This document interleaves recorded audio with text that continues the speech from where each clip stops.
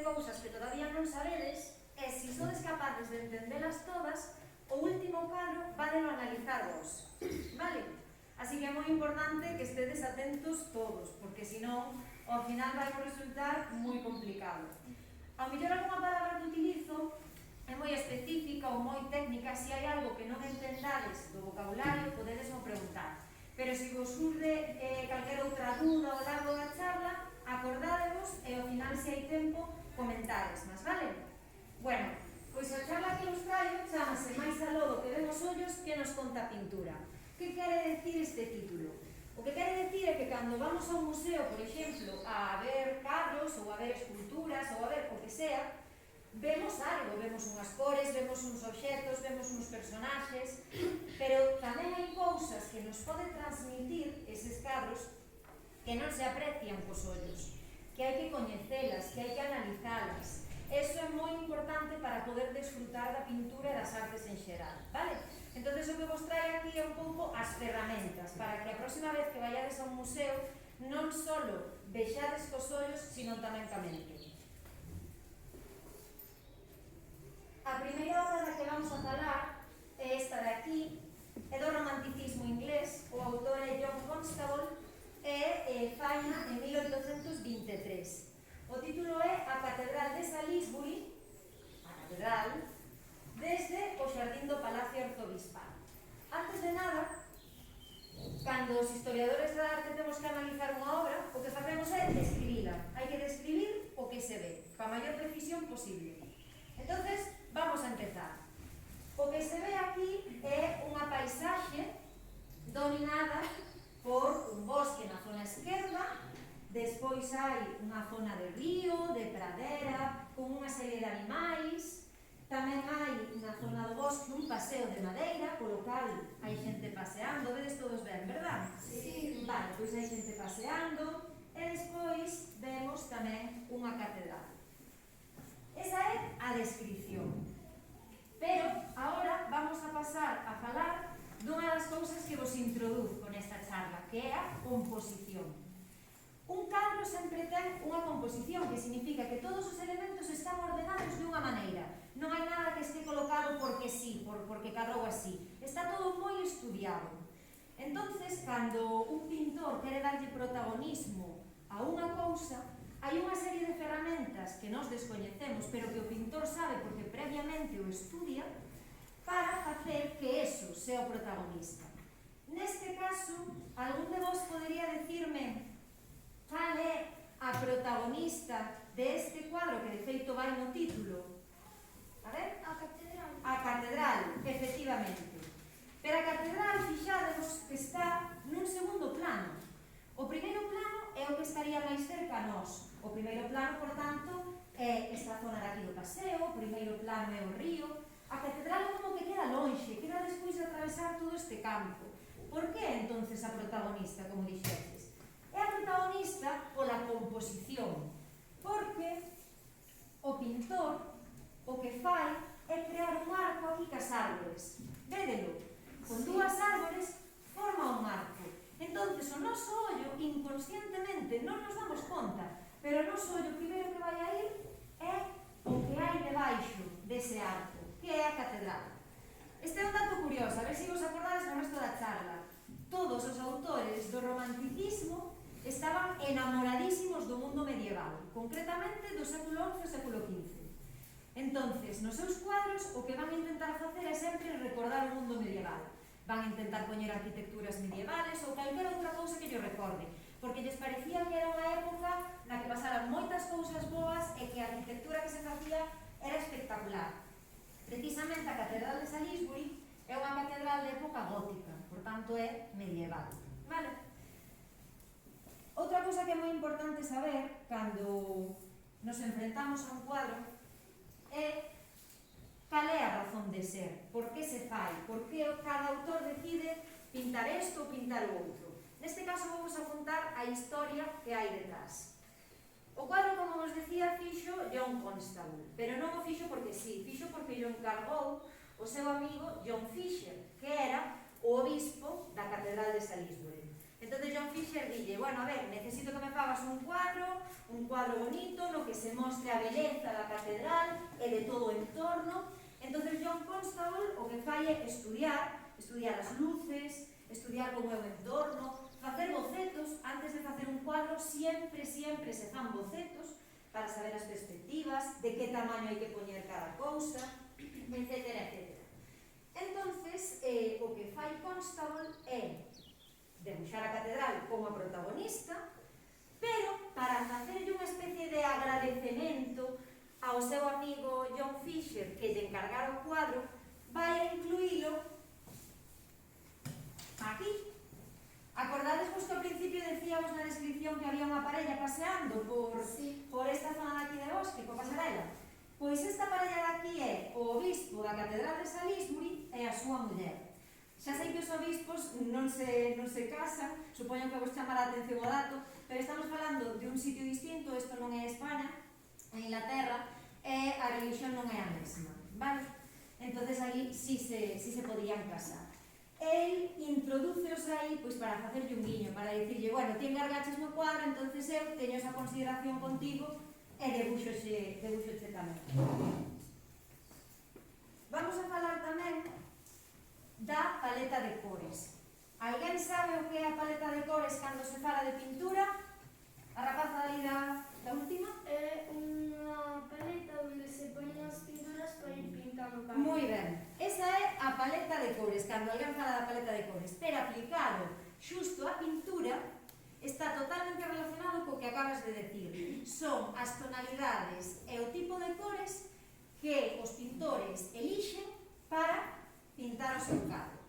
Nesta tonalidade, basicamente, o que hai son amarelos e verdes, verdad? Vedelo todo sin problema. Sí. Hai amarelos e verdes porque non estamos en inverno, senón serían blancos, grisáceos. Tampouco estamos nun día de verán de agosto, porque entonces os tonos serían moito máis claros, moito máis azules, o ceo. Estamos, por tanto, probablemente en outono. É unha paleta, por exemplo, no ceo grisácea, vedes que hai nubes, non está o ceo despexado. Aquí os tonos son todos verdosos, amarillentos, incluso a catedral. Dadesvos conta de que a arquitectura debería ser a cor da pedra, gris, sin embargo, como que ten un ton así de cor amarelo. Sí. Pois esa é pola paleta de cores que se elixe. Anos máis tarde, 8 anos máis tarde, concretamente no 1831, Constable fai este cadro, que é a mesma catedral, a Catedral de Salisbury, pero xa vemos que é completamente distinto. Non vos chama a atención como cambia a paleta de cores? Sí. Son completamente diferentes. Aquí vamos a empezar como no outro cadro, describindo. O primeiro que se ve é un río tamén, unha pradeira, máis no fondo. Tamén nese mesmo plano vemos unha serie de casiñas aquí. Sobre o río, diante das casas, hai unha carreta tirada por cabalos. Ao fondo vemos a catedral e aquí á dereita vese como unha especie de casiñas que poderían formar pois, un pobo, non? Ou unha aldea. Tamén vemos unha cousa moi chamativa que é o arco iris, efectivamente. Neste caso, a liña compositiva, que se vos acordades, no outro era un arco que facían as árbores, a liña compositiva aquí é ese arco da vela, que é como que marca a catedral. Que pasou aquí? Por que cambiou tanto en 8 anos John Constable? Porque no outro cadro vemos un sitio polo que poderíamos pasear, unha tarde agradable. En este caso é como que nos dá un pouco de medo, estamos pensando, Dios mío, vai empezar a chover dun momento a outro, porque mirade para o ceo, mirade os nubarróns. Isto non ten nada que ver. Ademais, hai outra cousa. Fixámonos na carreta, pero sobre todo fixámonos nas casas que hai detrás. Non nos chama a atención que esta carreta de aquí sexa máis grande que as casas. Vos cando vixides unha carreta máis grande que unha casa. Non cabería unha persona aí dentro. Esta perspectiva non é real. Non está ben feito. E por que non está ben feito? Porque nos quere transmitir unha sensación de desasosiego, de intranquilidade, de que hai algo que pasa que está mal. E que é o que pasa? Dime? As casas son pequenas. efectivamente, son pequenas, pero o que nos quere decir con isto é que a él, a nivel personal, a John Constable, pásalle algo. Está pasando por un momento malo da súa vida. E isto hai que analizarlo na súa vida. Resulta que 2 anos antes de pintar este cano, a John Constable morre a muller. Levaban uns anos casados, estaban moi unidos, estaban moi enamorados, e no momento no que a muller lle morre, el vai se sentir moi triste, moi apenado. Vai a sentir que xa non ten alegría, que a vida sen a súa muller, pois para el non ten sentido. Entonces estaba tan frustrado e tan deprimido que os cuadros que vai a facer son moito máis tenebrosos, hai cousas que non encaixan e xa non nos invitan a pasear, porque nos crean unha barreira, non nos resulta agradable. Pero hai unha pequena enseñanza que tamén nos quere transmitir Constable. Fixados que o ceo, decíamos antes, está todo gris, parece que vai a chover, parece que vai a desencadenarse unha tormenta, pero hai unha zona que está como un pequeno claro. Esa zona coincide xusto coa cruz que hai na parte máis alta da torre da catedral. Isto é simbolismo. Que significa? Que hai cousas que se nos queren transmitir que non nos las din directamente, temos que interpretalas nós. E simbólicamente o feito de que o ceo se abra un pequeno claro xusto onde está a cruz quere transmitir esperanza. Estános dicindo que ele está pasando moi mal, que está sufrindo moito, pero que hai que ter esperanza porque a vida pode mellorar. Vamos ir agora á terceira das obras que vos vou presentar eu, que se chama Abadía do Robledal, é de Friedrich. Non sei se coñecedes a Friedrich, creo que sí, algo en na porta, efectivamente, xa sabedes que é alemán. Esta obra de 1808 a 1810, cando el a fala. Aquí vamos a empezar como nos dous exemplos anteriores, describindo. Que vemos? Bueno, pois vemos que hai os restos aquí no centro, non sei se o vedes ben porque está bastante oscuro, Sí. pero ves os restos dunha abadía.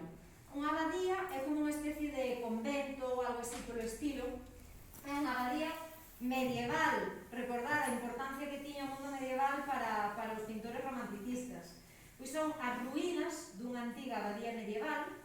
A ambos lados desa abadía vedes que hai troncos de árboles que parece que están secos, casi parecen esqueletos.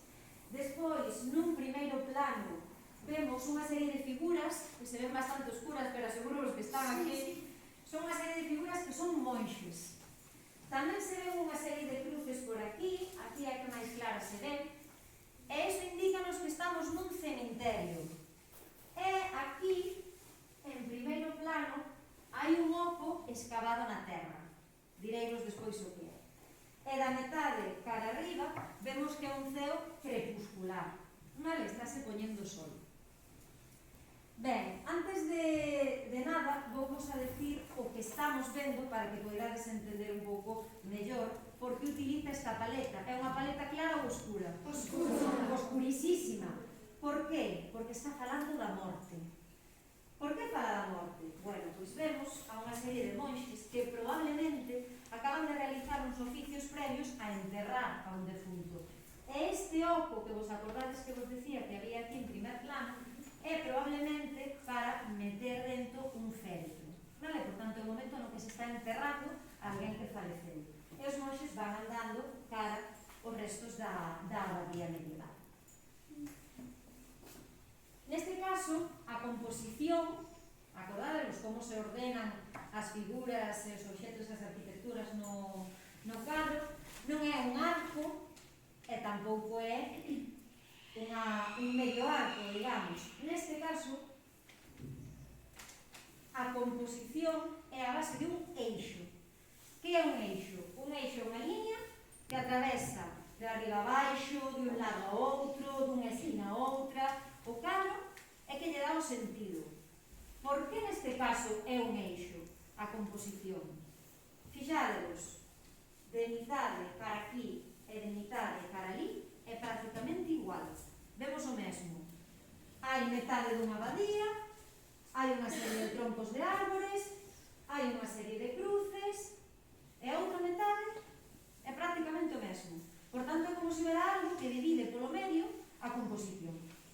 E por eso o que temos é un eixo.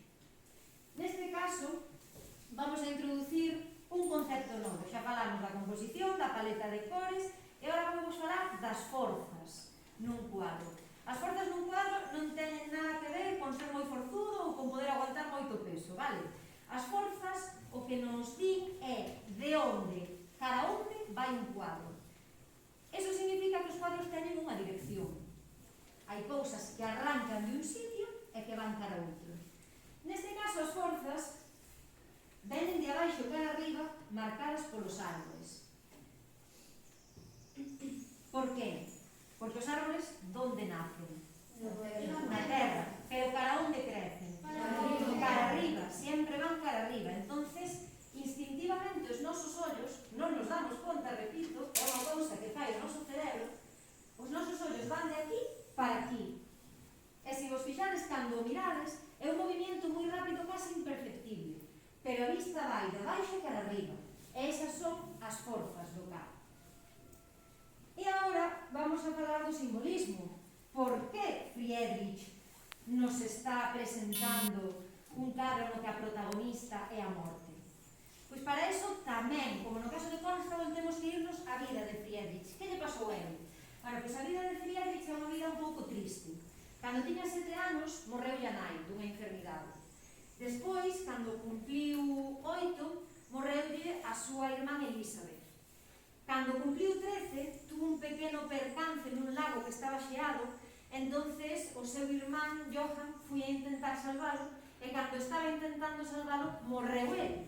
Entonces xa levaba a nai morta e 2 irmáns. Pero, cando cumple 18 anos, morrelle a súa irmán máis querida, que era María. Así que xa vedes que nun período moi corto de tempo, moi poucos anos, Friedrich sufriu moitísimas pérdidas de persoas que para ele eran moi queridas. Entón ten unha relación moi especial coa morte. Pero é unha persona moi crente. Para ele a religión é moi importante. Porque ele pensa que a morte non é o final. Ele pensa que, cando morremos, pasamos a unha vida mellor, a unha vida máis feliz. O sea, que sempre hai esperanza. E que, mentre estamos na Terra, é un paso, que esta non é a vida real. É como que estamos avanzando pouco a pouco, cara a verdadeira vida.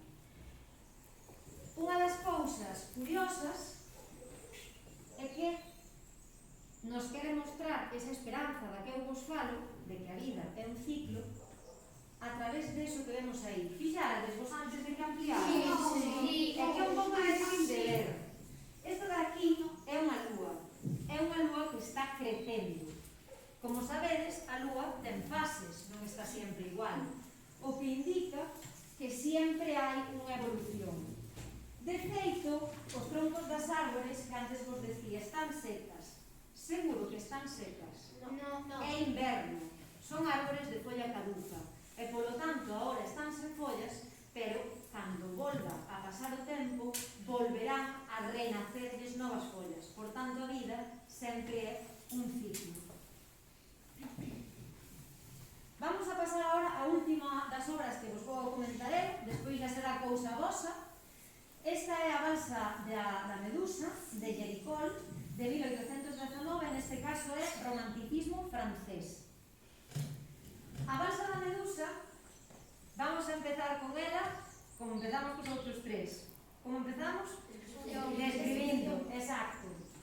Entonces, o que aquí vemos é unha serie de leños de madeira que parece que forman unha balsa en riba do mar. Sobre esa especie de balsa vemos unha serie de personajes, de xente. Tamén vemos os restos da vela e do mástil, que foron a balsa. Vemos o mar. E tamén vemos que destaca unha figura dentro de toda a composición, que é esta daqui, que é a que se pon máis por riba do resto. Neste caso, en vez de falar antes da composición, das cores, das forzas, vou vos a contar a historia para que podades entendelo mellor, vale? Esta pintura fai na Jericó narrando un feito histórico. Isto quere decir que o que quere é transmitirnos unha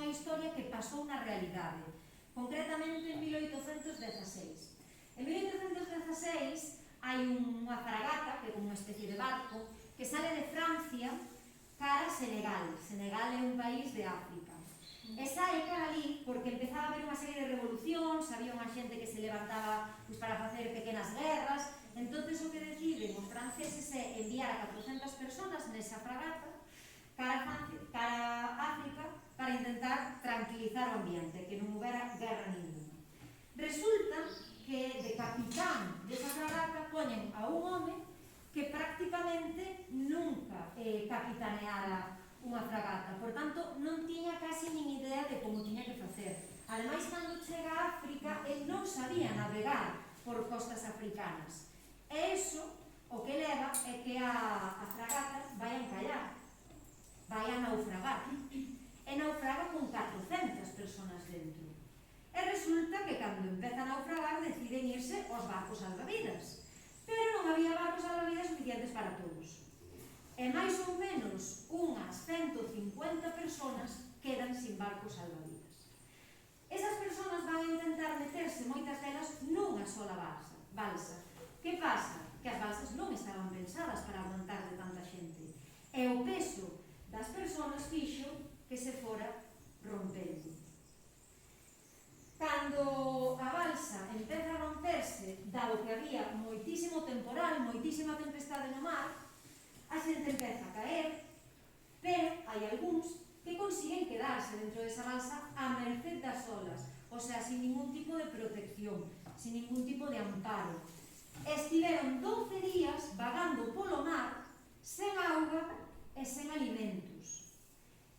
De feito, algúns chegaron a morrer de fame, porque 12 días sen comer e sen beber son moitísimos días, e incluso se practicou canibalismo, que significa que cando unha desas persoas que estaba na balsa morría, os demais comían de tantísima fame que tiñan.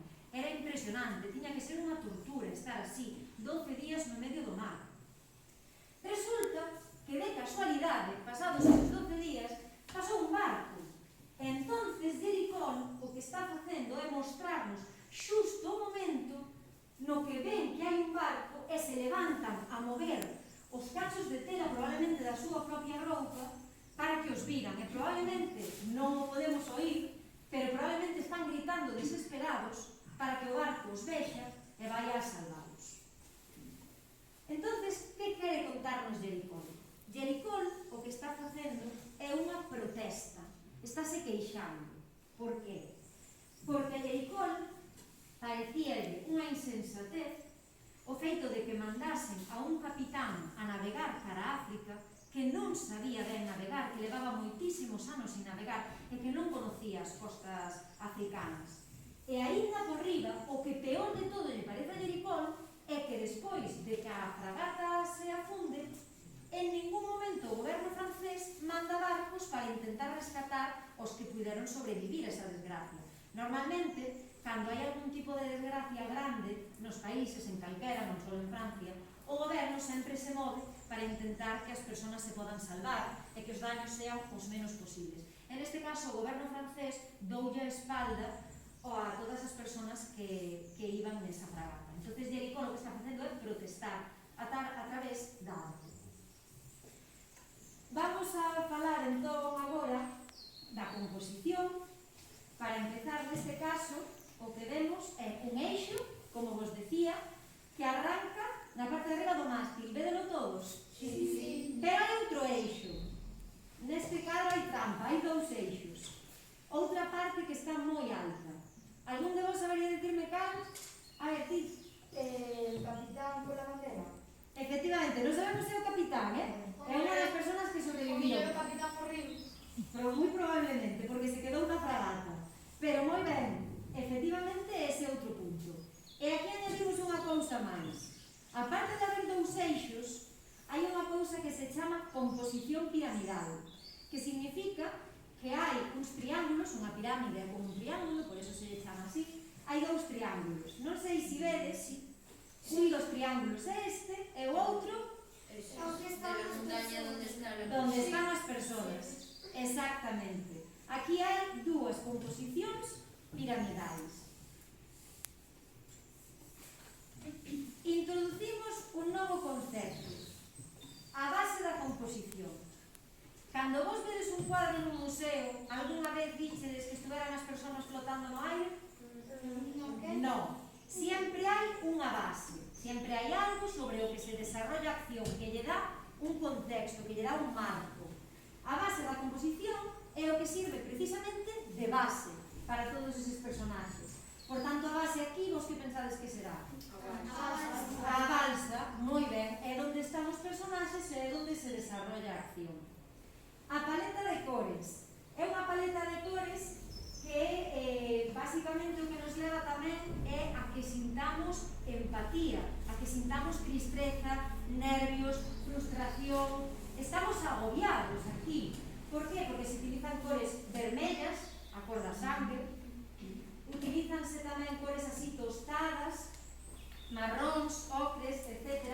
Está demostrado, non sei se o sabedes, pero está demostrado que según que cores utilicemos, infundimos unha serie de sentimentos no resto da xente que nos ve. E estos pintores saben, por eso utilizan unha ou outra paleta de cores. As forzas, neste caso, venen de aquí para aquí. Era un pouco difícil de saber, pero explico vos o truco. Fixadevos, vedes esta persona de aquí? Cara onde mira? Cara aquí. E esta persona cara onde ten o brazo extendido? E esta persona a súa vez cara onde ten o brazo? E este a súa vez? Vedes que todo nos vai ir os nosos ollos cara aquí. Entonces, eso que significa é que as forzas veñen de aquí para lá.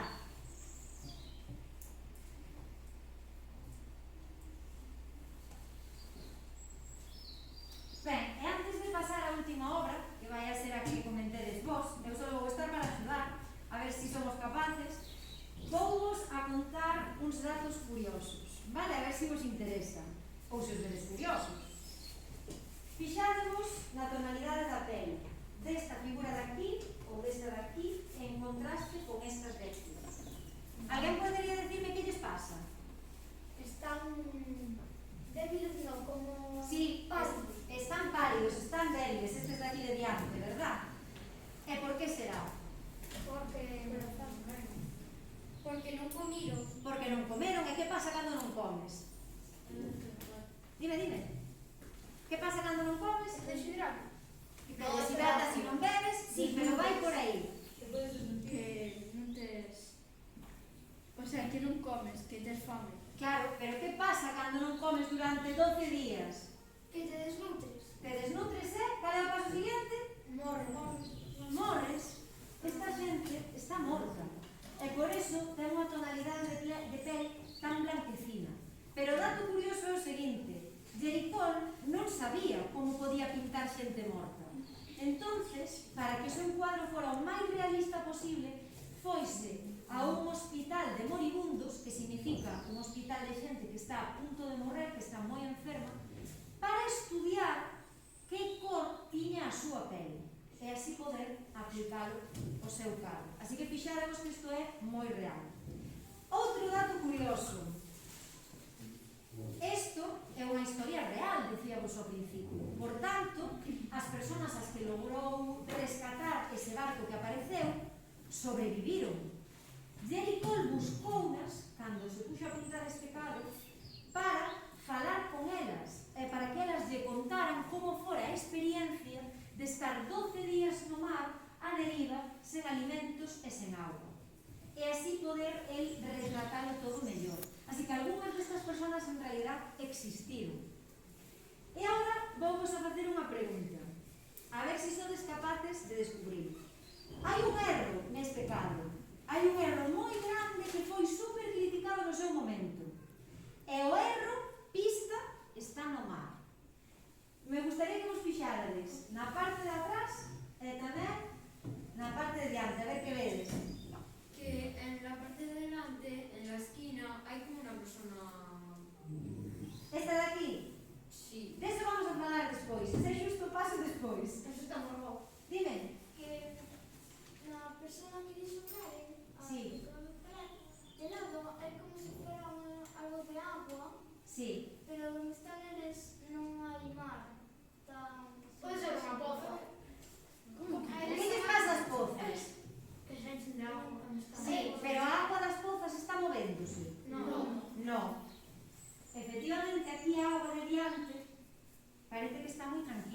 como se fose unha poza.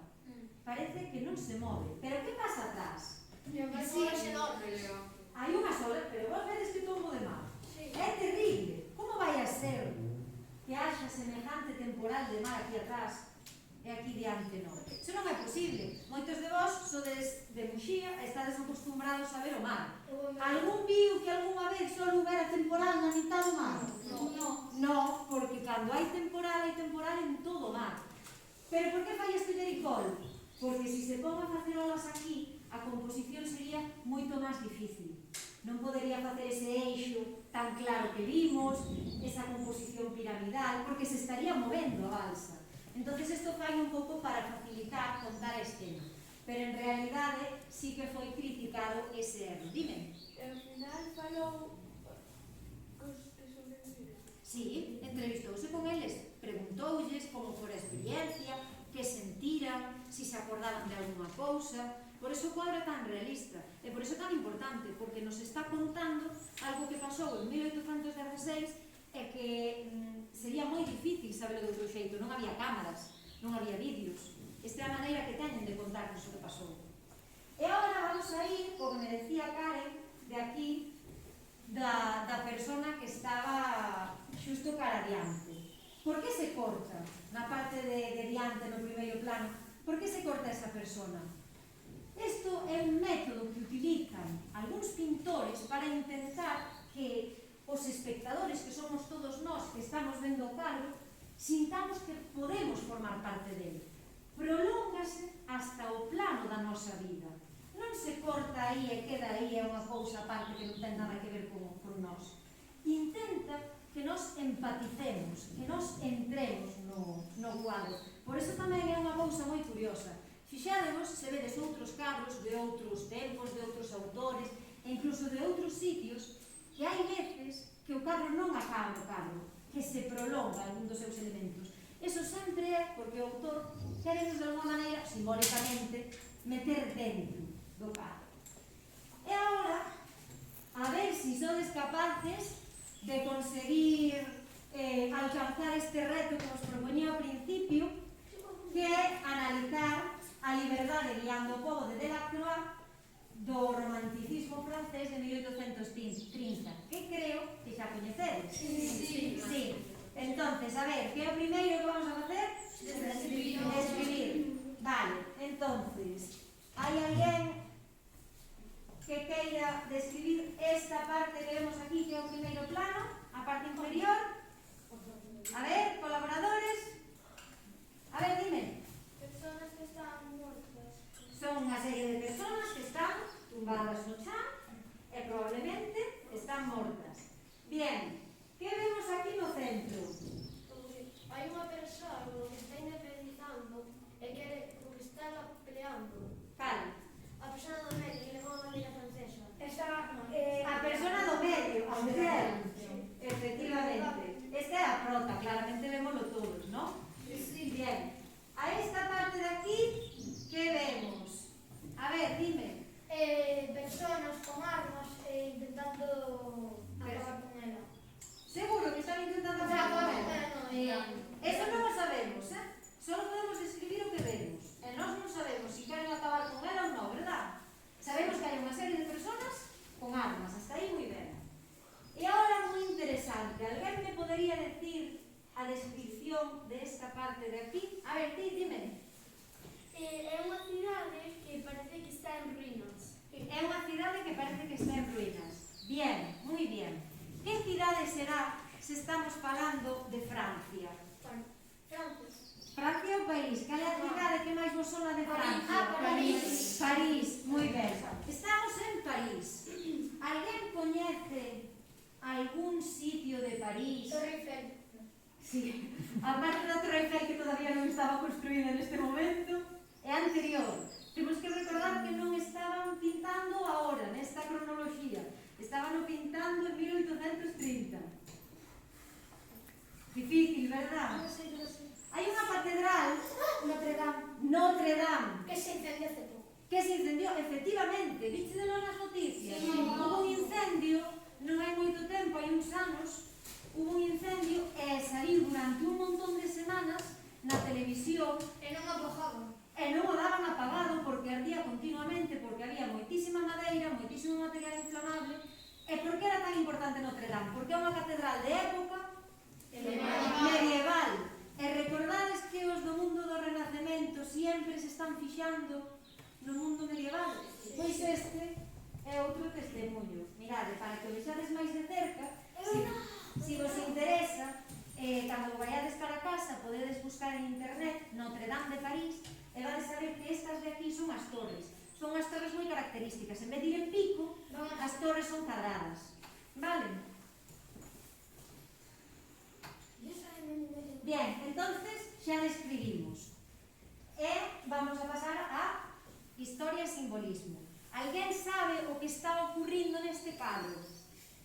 A ver, dime. Sí, non sabías? Sí, a guerra da independencia francesa. Casi, é unha guerra. É en Francia. Por aí vamos ben. La Revolución Francesa. La Revolución Francesa. Que é la Revolución Francesa? Cando os franceses se rebelan. No. E a que se revela? Sí, Sí, os franceses rebelan. Se rebelan contra el gobierno. Contra o goberno. Por qué? Porque es injusto. Porque Sí. cuando piden cosas los franceses y el gobierno no quiere, Sí. no le Sí. dejan construir un edificio porque hay muy pocos, por ejemplo, y el gobierno no les deja y pueden sacar armas y todo eso y empezar a matar. Bueno, casi. Esa última parte de pode sacar armas e empezar a matar, eso non se pode facer así. Pero máis ou menos van por aí os tiros. Os franceses sentían que as súas libertades estaban moi limitadas, porque o goberno, que neste caso era o rei, vale? Basicamente o que facía era dicirlle sempre o que podían e o que non podían facer e como podían facer. Os burgueses, que son os burgueses? A ver, No. os burgueses é unha clase social, digamos, vale? Son los muy elegantes. No. Vai por aí. Los ricos. Casi ricos. Antes de esta época, había basicamente dúas clases sociales. A clase baixa, que eran os campesiños, que eran maioritariamente pobres e que tiñan que traballar moitísimo para poder sobrevivir, e a clase rica, que era o clero, a realeza e a nobleza. O sea, os duques, os condes, os reises, as raíñas, os monxes, os obispos, etc. Pero hai un momento da historia no que xurde unha clase entre medias, que nin era pobre de todo, nin era terriblemente rica. É a clase burguesa. É a clase que pode facer certas cousas porque teñen algo de cartos, pero tampouco teñen palacios nin grandes castillos como tiñan os reis.